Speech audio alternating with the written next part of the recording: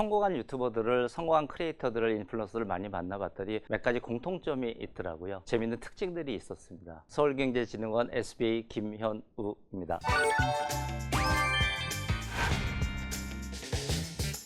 좋은 콘텐츠여야 된다 이런 얘기 쉽게 할 수 있잖아요. 근데 그 좋은 콘텐츠여야 되는 것들이 꼭 그렇지는 않더라고요. 그걸 조금 더 일반화시켜서 정리를 해봤습니다. 첫 번째는요, 자기가 좋아하는 일을 해야 되더라고요. 그런데 자기가 좋아하는 일을 한다고 해서 다 성공할까요? 그렇지 않습니다. 자기가 좋아하는 일을 하는데 그게 자기의 경험이나 전문성, 뭔가 자기가 잘할 수 있는 거 녹여 들어갖고 이렇게 좀 살이 쪄야 돼요. 그 콘텐츠에. 자기가 좋아한다고 하더라도 자기가 잘할 수 없는 것, 자기 경험이 녹아들지 못하는 것, 자기가 그 콘텐츠를 더 풍부하게 할 수 없는 것들은 성공할 수 없습니다. 자기가 좋아하면서 자기가 잘할 수 있어야 됩니다. 그리고 또 중요한 포인트가 하나 있습니다. 자신의 캐릭터가 부여돼야 됩니다. 아무리 잘할 수 있는 거를 한다고 해도 구독자들은, 콘텐츠 소비자들은 열광하지 않습니다. 예쁜 게 캐릭터일 수도 있고요, 훌륭한 목소리가, 아니면 우스꽝스러운 표정이, 아니면 그게 빠른 템포의 편집이 될 수도 있고요. 정말 다양합니다. 그 캐릭터는. 개인의 캐릭터가 그 안에 부여가 돼야 된다면 이게 조금 부족하더라도 소위 말하는 떡상하는 콘텐츠를 만들 수 있습니다.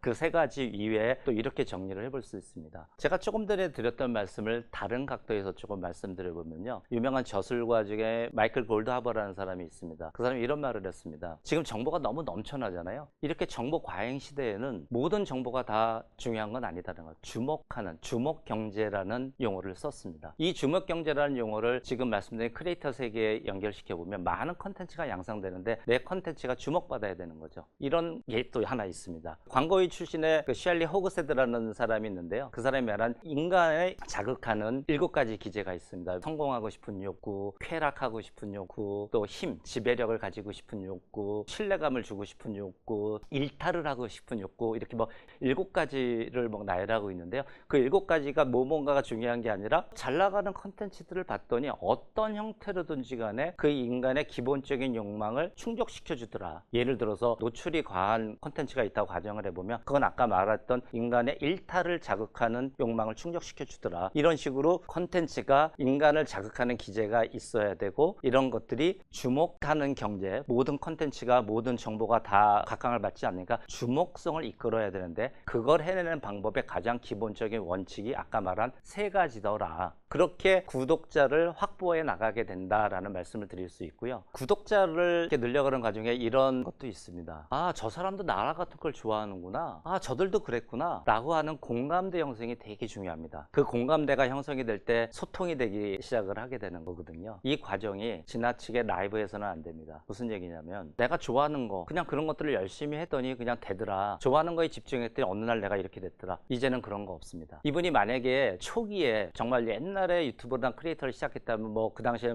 경쟁이 치열하지 않았으니까 그럴 수 있었겠죠. 근데 지금은 더 이상 그렇지 않습니다. 아주 계획됩니다. 그 공감대 형성조차도, 소통하는 방법도, 또는 컨텐츠의 변화하는 방법도 사전에 아주 정밀하게 계획되고 생각되고 많은 토론 끝에 간다는 사실, 자연스러움을 추구하지만 그 자연스러움이 그냥 나오지는 않는다는 거 명심해 주시기 바랍니다. 그냥 자연스럽게 어느 날 갑자기 됐어, 이런 거는 이제 더 이상 없다는 말씀 꼭 드리고 싶습니다. 저한테 이런 질문들을 많이 합니다. 모든 공공기관이 또는 모든 기업들이 유튜버 하기를, 크리에이터 세상에 존재하기를, 그래서 그걸 통해서 회사의 어떤 마케팅적인 거를 이용하기를 막 원합니다. 그런데 정말 몇 군데 빼놓고는 이렇게 유튜브에서든 크리에이터 세계에서 성공한 컨텐츠들을 많이 보기 힘듭니다. 물론 광고비 많이 쓰면 됩니다. 근데 진실적으로 그렇게 막 폭발적으로 터지질 않습니다. 그 몇 가지 이유가 있습니다. 근데 그들한테 물어보면 이렇게 말합니다. 아, 우리는요 타겟 마켓 20대요, 타겟 마켓 40대요, 20대들 유튜브 좋아하니까요 정확하게 타겟 마케팅해서 이러이러한 내용을 좀 해주세요 라고 했는데, 그렇게 컨텐츠를 제작했는데 왜 안 터지죠? 안 터지는 이유가 있겠죠. 아까 제가 말씀드렸던 몇 가지 원칙들이 있잖아요. 첫 번째는 자기가 좋아하는 거를 해야 된다. 두 번째 원칙은 좋은 의미의 컨텐츠의 질적 풍부성 또는 이런 것들이 있어야 된다 그랬죠. 세 번째는 뭐라 그랬냐면, 어떤 형태든지 수십 가지 종류지만 다양한 캐릭터가 부여해야 된다고 말씀드렸는데, 1번은 정말 다 잘하세요. 아, 이거 자기가 기관의 공공 부분의 그 회사의 업일 수 있습니다. 좋아하는 거 해야 되는 일. 2번은 조금 잘하기도 하고 못하기도 해요.